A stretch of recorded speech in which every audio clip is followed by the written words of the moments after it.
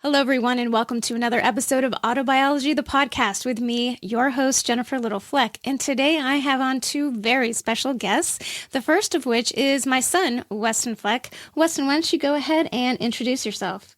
Hi, I am Weston Fleck. I'm 12 years old, and I am in 7th grade at Ave Maria Academy in Pittsburgh. So this year for my science fair project, I am studying EMF and its effects on the human body and kind of how we can block ourselves from it, how we can shield it to prevent like illnesses and diseases and all those kind of stuff. Great. Thank you so much, Weston. Yes, so Weston's Science Fair project is the kind of the impetus for my interview with Daniel DeBaun.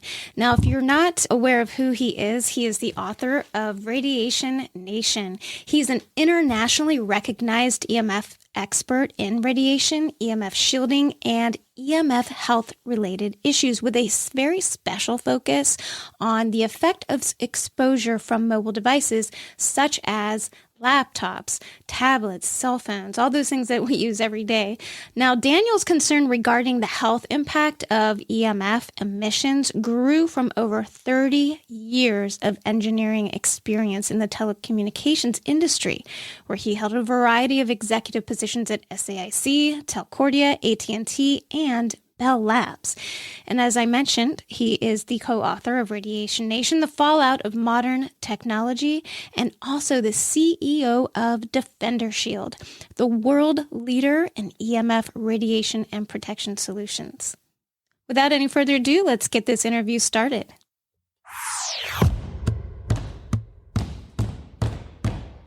Welcome to Autobiology Bits with Jennifer Little-Fleck, the podcast where you can hear real-life biology stories from a quirky maven to help you become an expert on your own biology.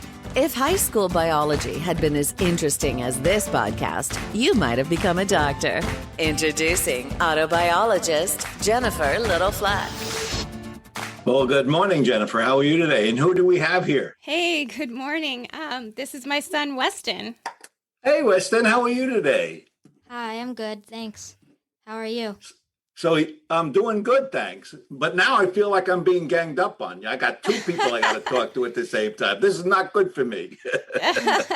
Well, thanks for inviting me, Jennifer. I really do talk about this subject to adults. Okay. And I really want the kids to understand it because, like, as an adult, I haven't been exposed for that many years. For Weston's life, it's his whole life. So it's really any toxin that's in our environment you need to be familiar with. And this is just one of them. So right. We'd love to chat about it with kids. Parents need to know what's going on. Kids need to know. You just mentioned that, it's really important for kids to understand the ramifications of EMF, and I couldn't agree more. To be honest with you, Daniel, I put off learning about EMF for a while because I could just tell that this was going to be something that was going to blow my mind in a bad way, actually. Mm-hmm. And so, when I really dove into what was happening, probably one of the biggest things that struck me in your book was, you have this graphic depiction of how much EMF penetrates into an adult versus a 6-year-old versus, I think it's a 10-year-old. And that was shocking to me. Mm-hmm. Shocking to me.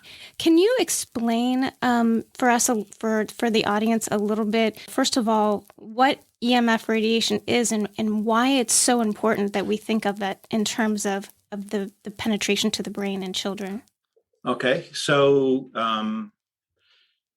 the wiring in the walls, the 60 hertz power coming from the wires outside your home, they generate electromagnetic radiation. Right. They generate extremely low frequency generated emissions. Anytime there's electronics running through and there's a demand on the electronics, electromagnetic radiation comes out of the wall. But it's not too far. And oftentimes we're probably okay because we're not that close to all the sources of that emission. On the other hand, when you talk about radio frequency, RF, the stuff that comes from your Wi-Fi, the stuff that comes from your laptop, the stuff that comes from your cell phone, that's radio frequency signals. And every time you pick up a cell phone and you use it to your head, it can go up to 5 miles away. That's how much power is being generated. It can go almost 5 miles out there. When you use your Wi-Fi, you can be up to 500, actually today, over 1,000 foot away from the router, and it will pick up the signal. So there's a lot of power coming out of this stuff. So over 30 years ago, the FCC said, we want to make sure that the power coming out of devices don't have a thermal impact to the person using it, particularly towards the head, a thermal impact. In other words, what's a thermal impact? When you have a microwave and you put a piece of meat inside a microwave oven, the heat, the water heats up, the cells oscillate, and they heat up and they cook your meat. Well, that's a radio frequency signal. They call it a microwave, but they're one and the same. So when I say thermal, I'm talking about heating up stuff. Right. So the FCC decided over 30 years ago that we can't allow the area around the cell phone to heat up more than 2 degrees. And we want to make sure the power level that's coming out of that cell phone is not strong enough to enter more than 1 to 2 inches into the head. The way they figured it out was they took a bunch of 6-foot males that were in the Army, and they said, we want to make sure that those standards sort of relate to the users. And they said, let's figure out what the brain protection that comes from the outer skin, from the cranium. And as you know, a 6-foot male has a cranium that's really thick, hard to get stuff through. And then, so there's physical resistance that comes from when you use a cell phone. And it's preventing your skin, your bone, all of that's preventing the signal from going into your head. So if you're a 6-foot male, it won't increase on the average 2 degrees, and it won't penetrate 1 to 2 inches into the head. Well, Jennifer, that represents about 3% of the population, if you think about it, right? Yeah. You know, what's interesting is for all clinical studies, that's what they do. I mean, for every drug study, that's the same thing that they do. They use healthy 20-something males to test everything. And, you know, that's always been one of my issues just with, you know, general drug development. So, yeah, I totally understand what you're saying. Yeah, it represents 3% of the population. And you referred to images I had in the Radiation Nation book that I wrote. And that was intentional. I wanted to show you that 6-foot males are not the ones necessarily using it.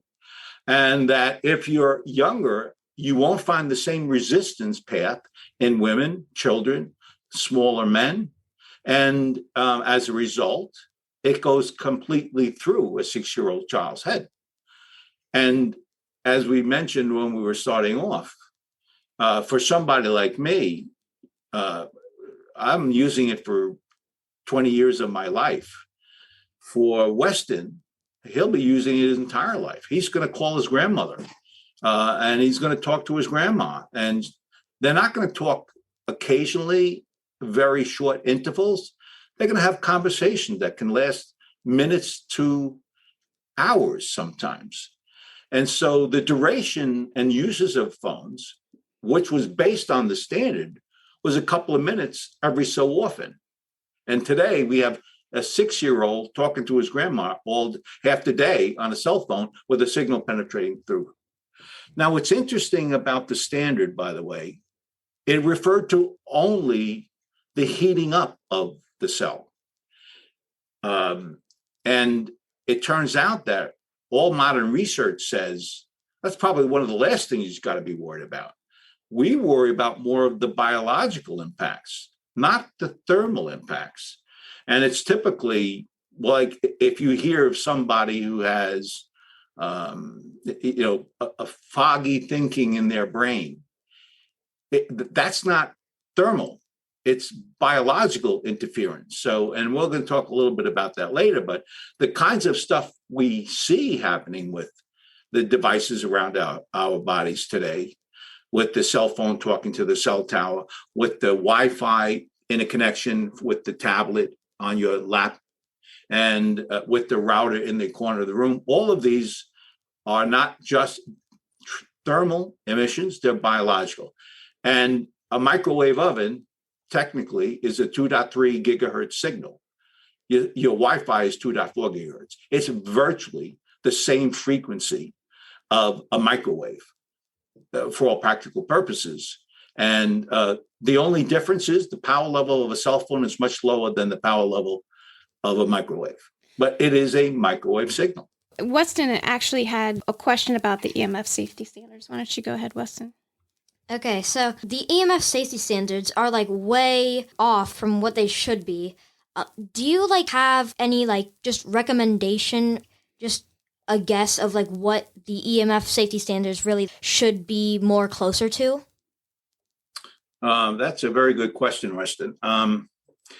If you go to Europe, roughly speaking, the power levels of a cell phone are half the power level of the US. So the US has a 1.6 watts per kilogram standard, and that's what you're talking about.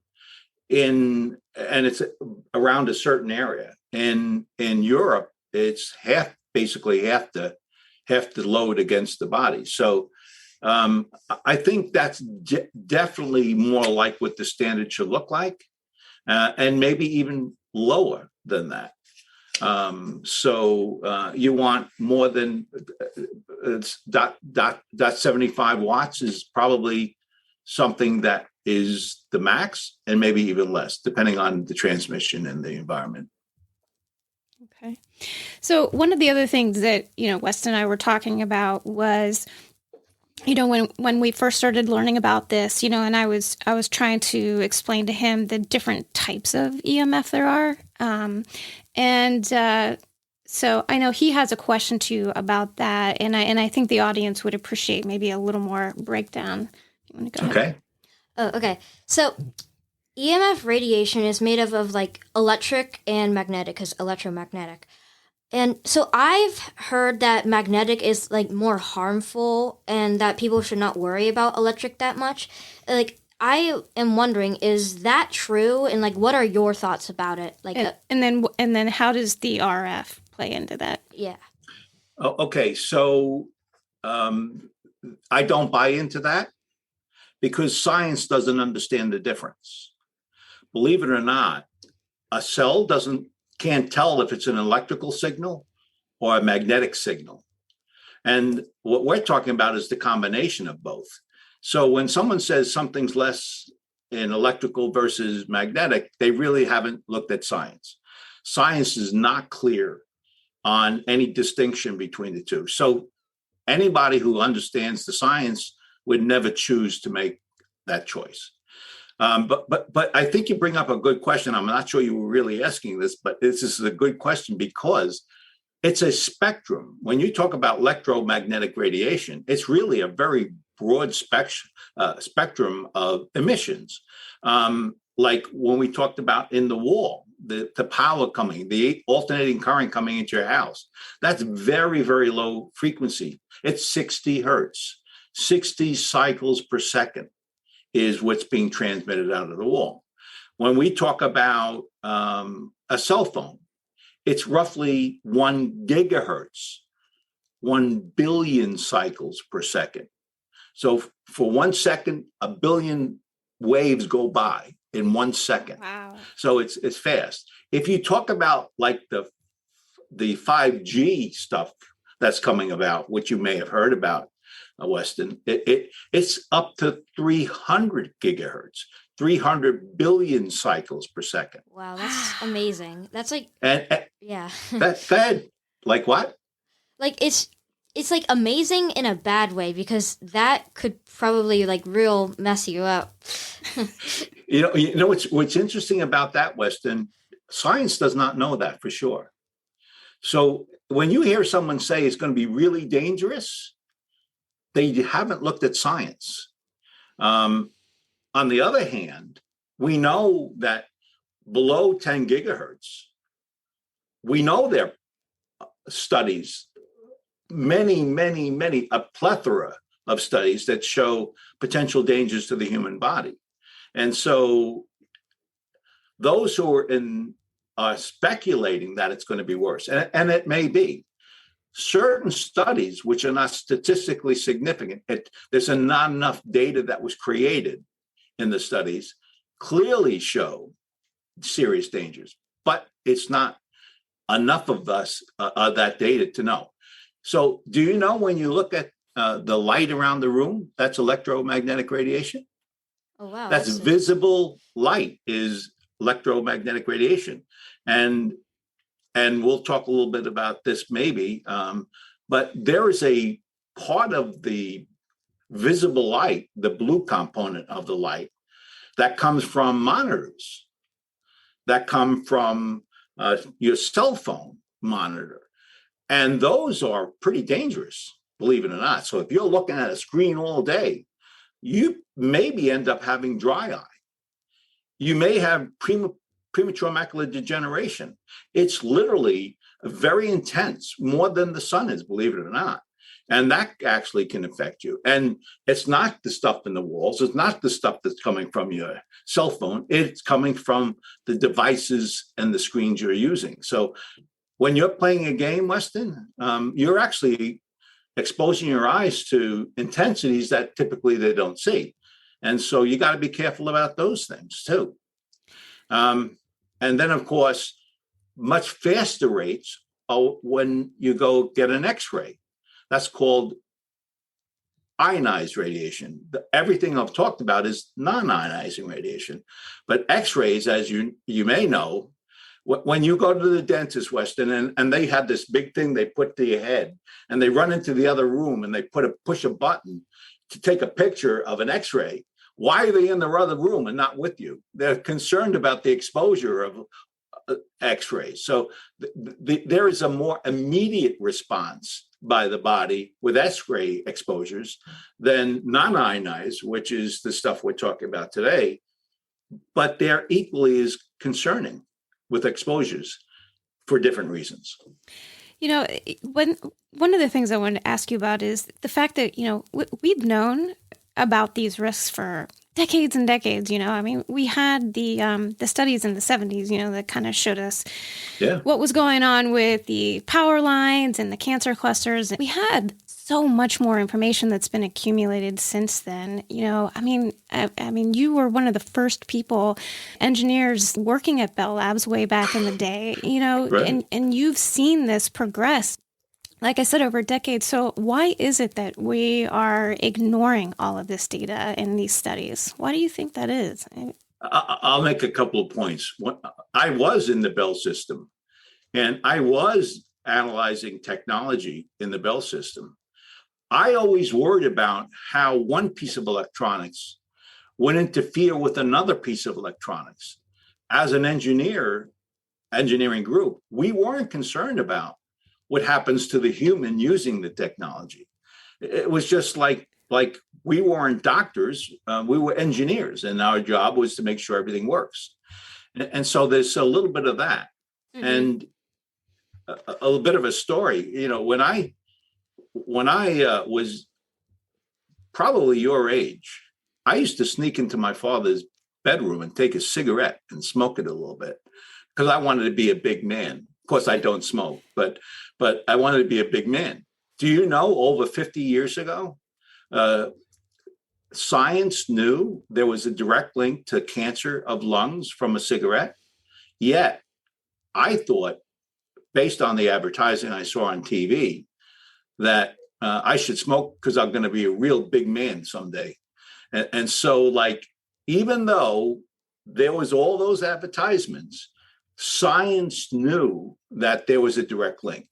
It took more than 50 years before they concluded that smoking a cigarette is bad for your health. And now they're forced to put it on the packaging.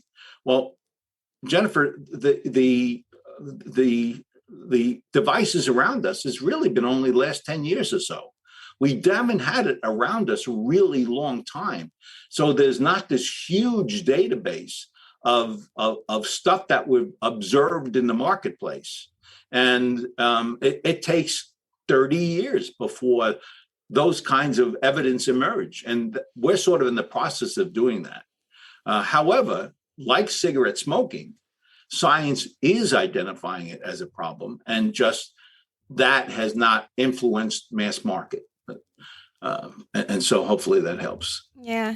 It's just that, I think scientifically we are more advanced than where we were, Yes. back then. So we should make those associations faster. And it just feels like for some reason we're not. We know that the human body, magnetic, we work Right. ourselves. Electrical too. Yeah, right? we work on sodium ion channels to open Right. the cell membranes and to close them to let certain things in and out, So Right. how can we not be affected by outside Right. electromagnetic radiation? Because that's how our body works anyway. So Yeah, there's no question about it. Our science has gone and evolved rapidly along with the technologies that are being deployed. And I'm not sure this is something that you thought you'd hear, but the FCC that developed the standard over 30 years ago, over a year or two ago, approved the 5G, the fifth generation technology currently being deployed. And the FCC was brought to court by a group of scientists. And they said, you did not look at the data. And believe it or not, the FCC lost in court. They're being forced by the courts to reevaluate the standards to make sure that they're safe for people to use. And that only happened recently. And I think in part is because we do have a compelling argument in the science community that needs to be heard. And standards bodies that typically do this kind of thing tend to be slower to respond. And that clashed in the marketplace. Yeah. Weston, his science fair project, he's really looking at trying to educate his fellow students on obviously what EMF is, how it affects their body, and obviously about, what can we do about it. So he has a question here for you. Okay. So, in schools, laptops and like Chromebooks and stuff like that are becoming like increasingly popular. And I need to use my Chromebook for like half of my subjects or more.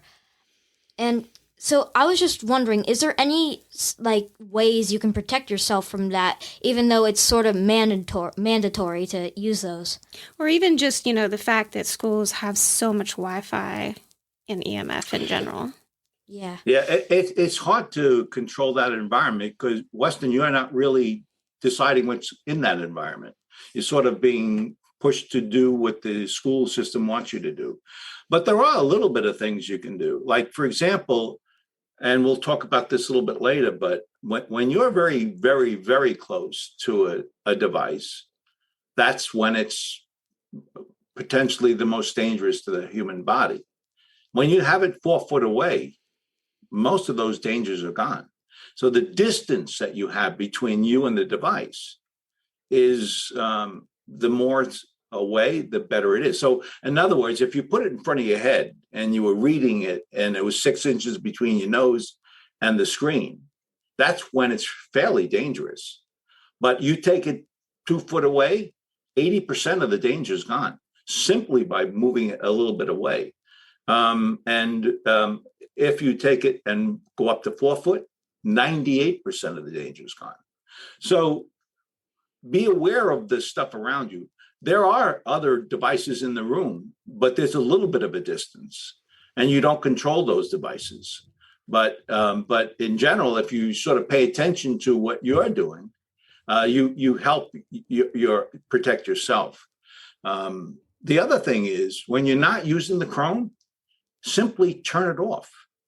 or put it in airplane mode. Believe it or not, that 50% of the time that you're not using it, having that device off is really a good idea because it's not directly influencing your own body.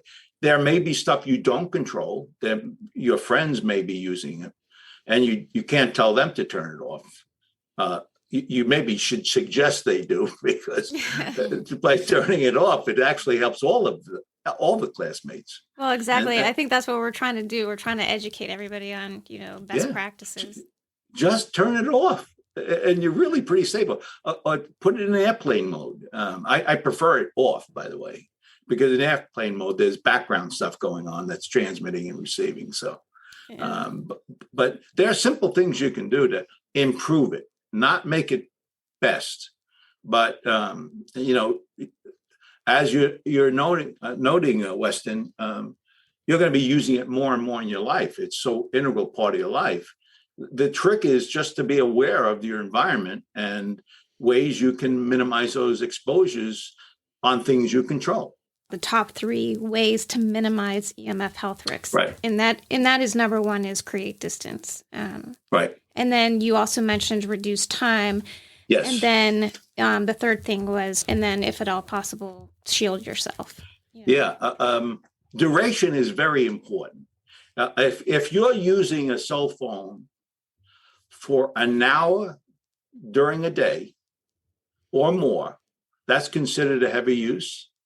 An hour. And an hour. Wow. And in 10 years, you have statistically 3 times more likelihood of some sort of cancer or other serious event in the body. So heavy use is a big deal.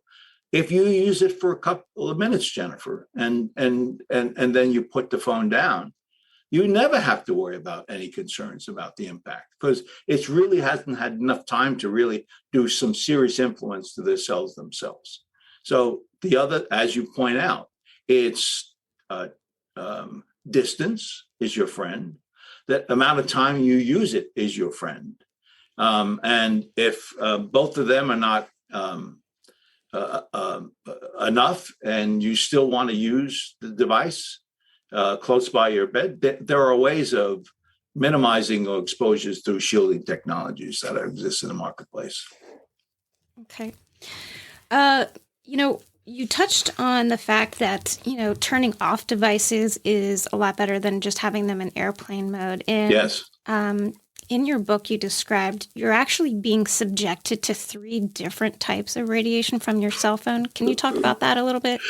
Yeah, that's the other part about this world we're now in, is that more and more stuff that we buy has all these transmitters in them.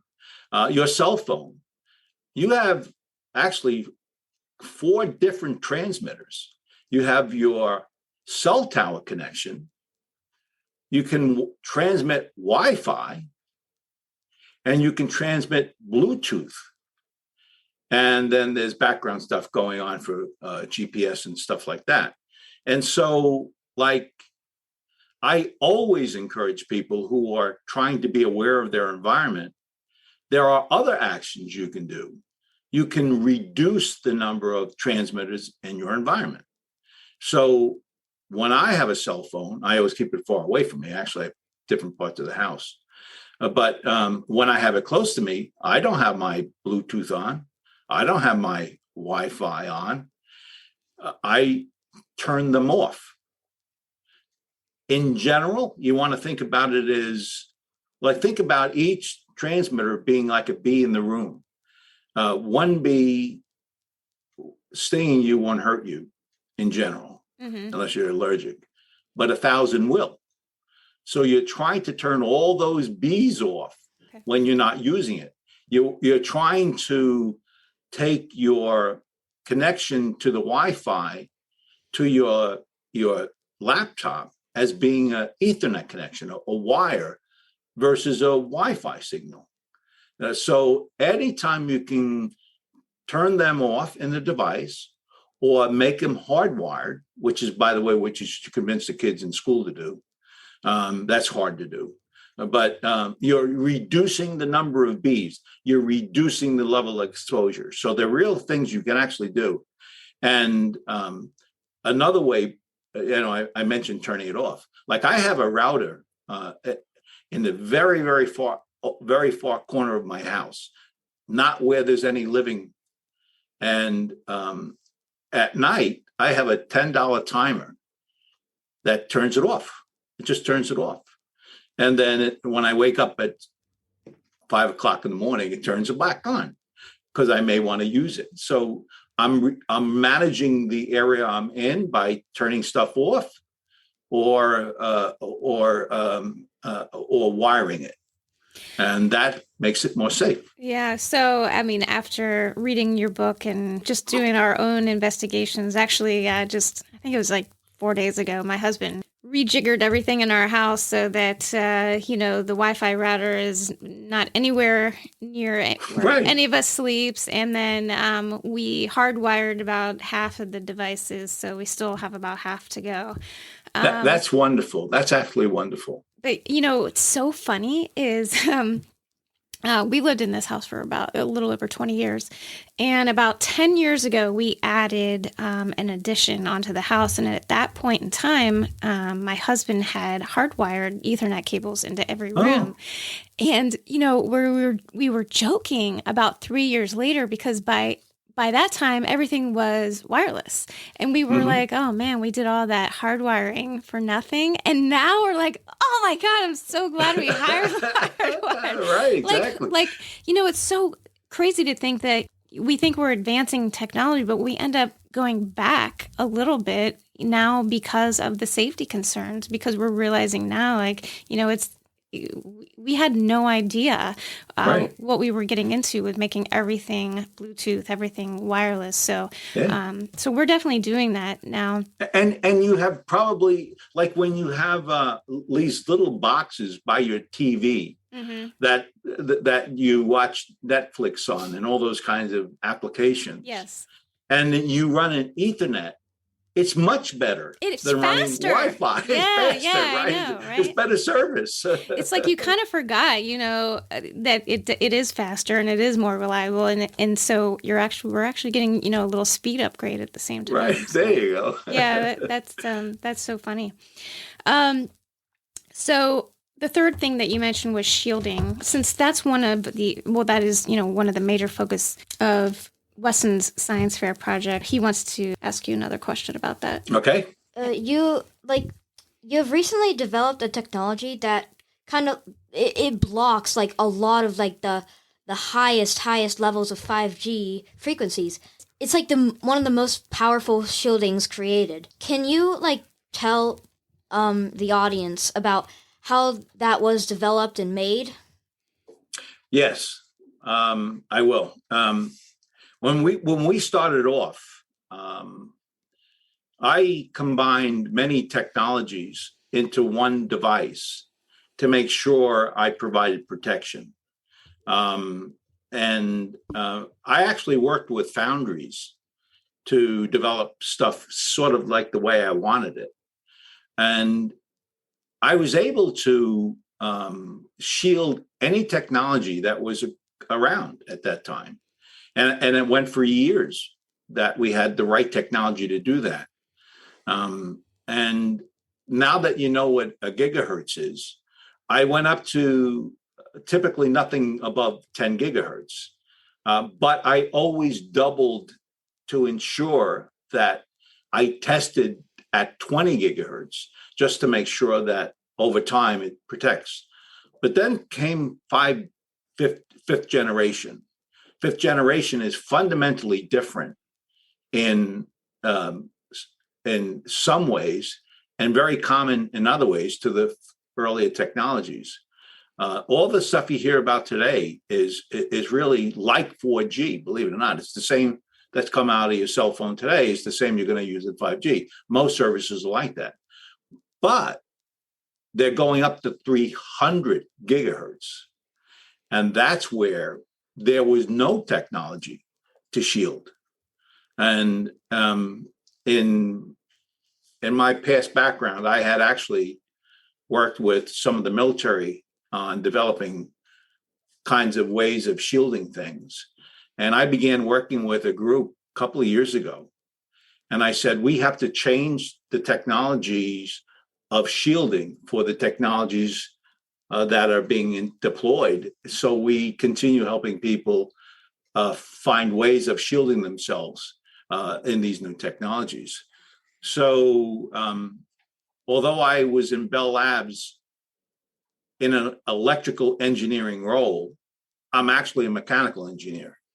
So I have metallurgy background, I have experience in that kind of space. And I began working with the right combination of alloys to improve the technologies that were out there today to up to actually now we actually shield up to 90 gigahertz. It's like nothing exists in the marketplace that actually can shield those technologies. Yet that technology is really in its infant stage of deployment in small cell sites in front of your house. Literally, maybe not your house, but it is being deployed at 23 and 60 gigahertz, providing very, very high bandwidth to your house at very, very high rates. And so it was, believe it or not, iteration of performance. And believe it or not, we couldn't even test it because I couldn't find antennas that could generate precise signals. So we could actually measure it with precise equipment. So we had to find new ways of transmitting frequency rates that had to be shielded with precise transmission so we could have a precise measurement of performance. And that iteration with that partner enabled us to break through up to 90 gigahertz. And now we're working on up to 600 gigahertz because the next generation 6G is up to 600 gigahertz. Wow. You would think that your local municipalities would be required to tell you the type of radiation levels that you're being subjected to. You're right. You would think that. And in fact, in the past, that was always true. I was the chair of the planning and zoning board of my local town, and no cell tower could ever go up without me approving it, as is the case with all municipalities in the U.S. In the past, it would require approvals by the local municipalities. But with 5G, the FCC created basically federal law that said you cannot interfere with a deployment of fifth generation technologies. So they have prevented the municipalities from doing historically what they did to prevent possible concerns with technology. Really sad. It is. So it sounds to me like it's really going to be up to people, anybody listening to podcasts like this, to take it upon themselves to start educating their townships on the reality of what is being rolled out if the municipality really isn't going to touch it anymore. Yeah, you're right. That is what's going on, and fortunately, the recent FCC loss in court will help fix that. But be honest with you, Jennifer, we're going to be old before this is all over. So you really got to get smart about what you want to do in your environment. Yeah, and I agree. And, kind of circling back to the Defender Shield technology that you were just describing to us, that's obviously going to be a big part of Weston Science Fair project. But we also have your initial laptop pad as well, which is off camera. Right over there. Was that the first thing that you created when you started Defender Shield? Was that? It was, Jennifer, a little over 12 years ago. My adult men sons were visiting and they had their laptops in their lap. And my wife turned around, and she's a social worker. She said, that technology on the lap can't be good for you. I want grandchildren, get it off your lap. And I said, no, that's crazy. I'm very familiar with the technologies being deployed there. And I simply don't believe that the power levels are enough to hurt you. And I'm familiar with what all that stuff is, right? So, right. But then I said to myself, wait a minute, let me look into that a little bit. And I was amazed about how much data had been around since the 70s, as you said. Actually, it's truer than that. Mm-hmm. And that said, this can be potentially harmful. And it does influence the male and the female in negative ways. Mm-hmm. And so that was the start of the journey. And I created the Defender Pad, which was our first product for my sons. I figured, we're not victims. There are things we can do. Let's create something to help you. Right. And that's literally how I created the Defender Pad. And at that time, I had 3 different layers of materials to prevent all known transmission from a laptop from passing through. And that's how I started. And fast forward to, and I integrated those into all of our other technologies that we deploy, like the tablet and cases, all the things we have. And then I was able to introduce the 5th generation shielding. I'm actually now providing shielding in all my products that I know can become a source of these transmitting. And I've been able to reduce it to 2 shielding materials. One is for the radio frequency signals. And believe it or not, it's fundamentally different when you're trying to shield extremely low frequency, anything under 300 hertz. Okay. It's different technologies. So we actually have 2 shielding. It doesn't take me 3. I can do it in 2. And believe it or not, Weston, I actually have under development a technology that's 1 sheet of material that does extremely low frequency up to 90 gigahertz. So I'm trying to improve the technologies we have by continuing adding different elements to the design to continue improving the efficacy of the shielding. That's amazing.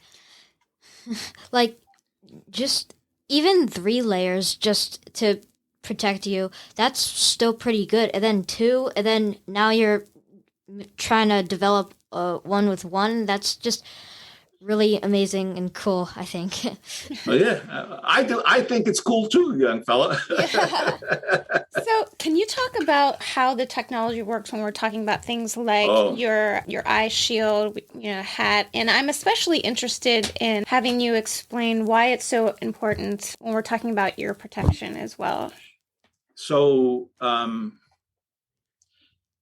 we started with electronics and building packaging around their electronics to minimize it. But one of the things that always concerned me was the ambient in the room. I didn't talk about this, but when you're in a classroom, a cell phone is 1.6 watts. Remember, 1.6 watts. Your classroom on the average is likely 0.5 watts. It's about a third the power level, constantly over 8 hours. So I'm very worried about that exposure. That's not even coming from your cell phone or your laptop, but it's in the air because there's so many things producing it. And that's really what prompted me to look for ways of protecting the body against those ambience we were being exposed to. So we have a cap. Why a cap? Well, because the brain's influenced from the power levels that are now. And I'm not sure you're electric hypersensitive, but over 20% of the population gets headaches. They get physiological changes, sleep disturbance, burning sensation, foggy thinking. All of those things are potentially influenced by the cell phone, but also the ambient and the eye mask, for example. Do you know, we talked about the eye and it being dry and it's and the back of the eye, premature macular degeneration. But it's also, believe it or not, influenced by the blue light. If you're looking at your monitor when you're about ready to go to bed at night for, let's say, a couple of hours, there's a tiny little protein switch in the back of your eye, which is a cryptochrome protein that turns the melatonin on and off. Melatonin is used to help you sleep. And if that switch doesn't turn on and you put the laptop down, you're not going to go to sleep, because the process of melatonin that's important to go into your cycle of sleep and repair and all the other things that happen is not triggered. So another thing, duration, make sure you put your laptop or tablet or whatever you're using before you go to bed, at least 1 to 2 hours before you actually go to sleep. Those kinds of influences are through the eye. And the ambient in our environment is growing. And that's why we created the eye mask. There's actually shielding inside the eye mask that prevents any of the ambient in the room from going through the eye or through the side. And that's actually to help reduce those exposures, particularly for the electric hypersensitive. So electromagnetic radiation finds its least resistive path literally to the brain through the eye. And that's why we created those kinds of devices. Now, with the earbuds, which I'm using, by the way, the most concern you have is when you have a laptop to your head. If you have it 2 foot or more away and you're talking on speakerphone, you're pretty safe. 80% of the danger is gone. If you're uncomfortable doing that, because everyone's going to hear what you're saying, Weston, so your mom's going to get mad at you if you say something wrong. You put earbuds on and you plug them into the cell phone, and you can use that to talk and communicate. But that's actually, there's an electrical signal coming up the wire. So our goal was to eliminate all the environmental toxins coming from the wire itself. And what we do is we take a wire from your laptop or your cell phone, and we convert it using a speaker, a tiny little speaker midway up the wire. And what it does is it's a speaker, and it makes all the sound. So we created an acoustical link between the speaker and the earpiece itself. And we've eliminated electrical current, driving through that part. And the head is, I see. And the head is where you have to worry most, because it's the most sensitive parts of the body, amongst other. So this areas. is all hollow. Hollow, yeah. That's all it is. It's an acoustical link. Okay. Well, that's really amazing technology. Now I know you guys have also created larger headphones as well. Yeah, let me tell you why I did that. Interesting story. I was at a conference, and a mother, an activist mother who had an autistic child, wanted her child to listen to music, and he doesn't like stuff in his ears. So we created an acoustical link to overhead ears. And so now kids, and particularly the sensitive autistic child, can use and listen to music without any exposures. And then once we had been able to do that engineering to make it work and be successful, we did it for an adult set as well. But it was motivated from a mother who wanted her child to listen to music.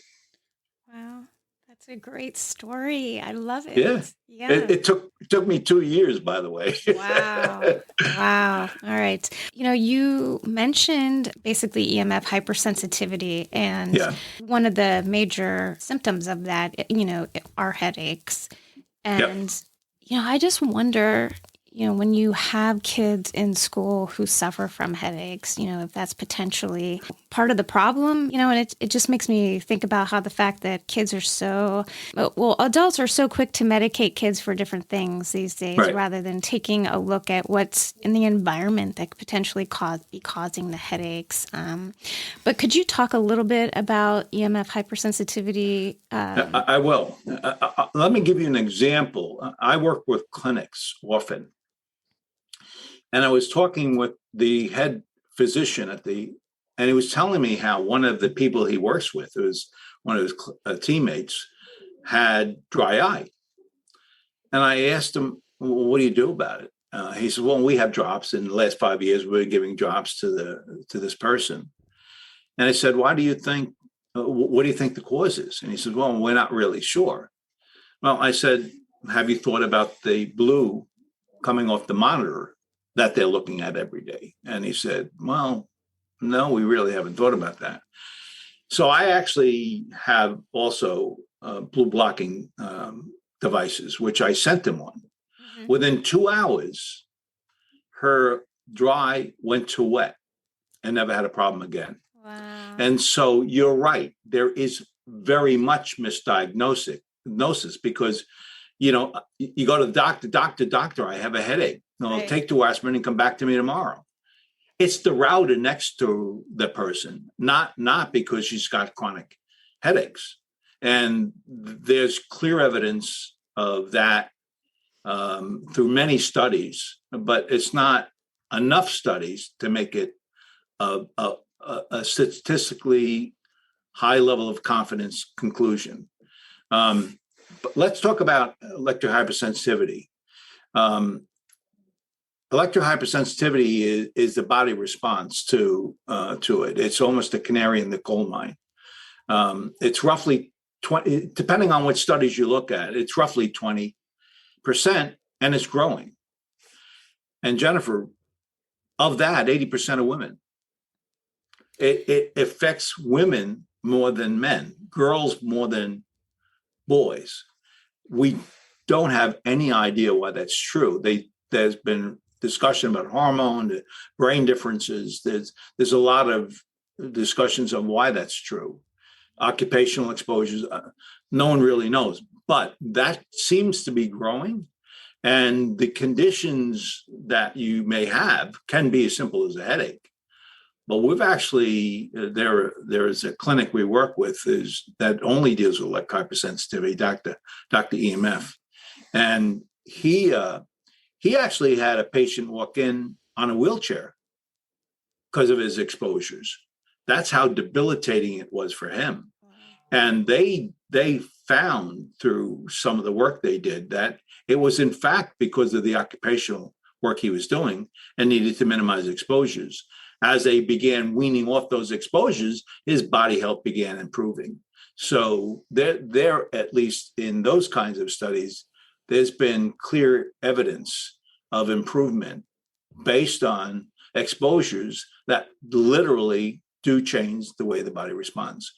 I haven't talked about this, and this is something that maybe is relatively new. You've probably heard of oxidative stress, right? Yes. Mm-hmm. Okay, oxidative stress. I hate oxidative stress as a reference to what the body does. That's an imbalance of radicals to antioxidants, right? And Correct. So it really doesn't tell you exactly what's going on in the body. Although it doesn't. I try to explain to people the chemical reaction that's occurring, and the fact that a lot of it is normal, but we're adding to it to levels that the body can't handle. Right. Actually, I'm going to depart just a little bit to reinforce that. If you're in a classroom and you have in one corner a 55-gallon drum of gasoline, and the volatile organic compounds, the gases coming out of that are going into the classroom. And on the other side, left-hand side of the front room, you have a welder sitting there welding the steel in the classroom, and then you have a Wi-Fi in the back. If you are the World Health Organization do you differentiate any of them at all from the other? The answer is no. They're to be carcinogenics. So you're right. It's like this stuff is a toxin, as with any other toxin, and it's influencing our body. And you need to be aware of those influences because they truly do change the body response. Now I'm going to go back a little bit about, I hate oxidative stress because I don't think it describes anything. But you would actually be interested, Jennifer, in Dr. Navio's work. Dr. Navio's work talks about cell danger response. And what he talks about is the environment, the toxins in our environment are affecting the cells of our body. It's a fight or flight response. And when it's in a fight response, the cells are not doing what they typically do, sharing proteins and all kinds of stuff you expect them to do. And as a result of that, there are conditions that generate within the body that can become chronic. And so for the first time, I have a better understanding through CDR and Dr. Navio's work, because it really does begin describing how they relate to exposures and the cyclic body function and how that improves with good sleep and good practice of eating and all that kind of stuff. So you may want to look into that work. He's out of California, San Diego. Yeah. He does wonderful work. I definitely will. And, just circling back to what you said about how women seem to be more affected, it's interesting because women typically tend to have more things like migraine headaches. They're typically more affected by environmental toxins in general. Yeah. You know, and so I believe there is a hormonal component to that, but I think it also has to do with neurochemistry. Yep. And, interestingly enough, one of the things that I talk about on my podcast all the time called Autobiology, because I want people to truly understand their own biology, not just human biology, but their own very specific biology. Yep. And there are very specific tests that you can do now that look very specifically at your neurobiology. Most recent one I just did was through the DNA company, and they can show you how well or not you eliminate toxins from your body. And so if you're already impaired, which a lot of women are through sheer hormonal chemistry, then I think that translates into the fact that you're not going to be able to handle the toxicity load from EMF in addition to all the other environmental toxins. That's absolutely a fact. In fact, we've done some work in which we've identified specific mutated genes that actually gives you you're more susceptible to the exposure than a normal person is with that. In fact, Yale a couple of years ago did a study in which they looked at the pineal gland. And what they found was that if you had fluoride, you had Wi-Fi 2.4 gigahertz, and you had a mutated cell, you were 3 times more likely to have cancer of the thyroid. Wow. That's what, so you're absolutely right. There's predisposition, and I think that's in part. But the other thing beyond hormones, which I actually believe you're right, by the way, it's also there are chemicals you ingest through the medications you take that have carrier metals and things like that begin creating imbalances in your body, and high levels of minerals, metals, or for that matter, any other toxin can also have a predisposition. So this has been a debate, but this is a fact. And by the way, Jennifer, if you're electric hypersensitive, you're probably multiply chemically sensitive.